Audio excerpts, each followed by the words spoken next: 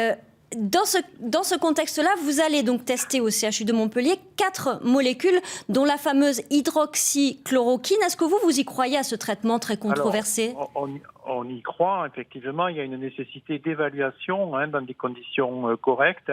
Et il faut savoir qu'il y a plusieurs possibilités de thérapeutiques. Et donc, justement, il faut faire la part de ces différents produits potentiels.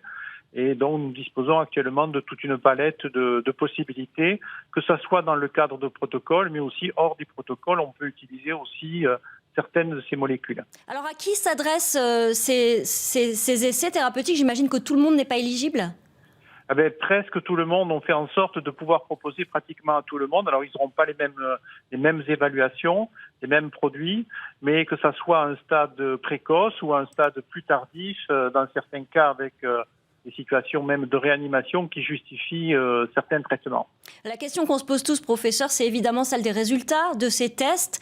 On sait que la recherche, ça prend du temps. Quand est-ce qu'on peut espérer avoir une première réponse? On aura d'abord des résultats aussi qui viendront de Chine, puisque les Chinois, du fait de l'épidémie plus ancienne, ont déjà fait un certain nombre d'évaluations.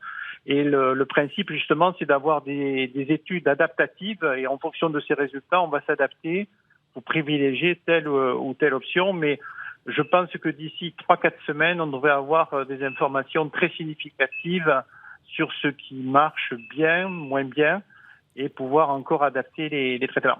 Merci beaucoup, professeur Jacques Rennes du CHU de Montpellier, d'avoir répondu à nos questions ce soir.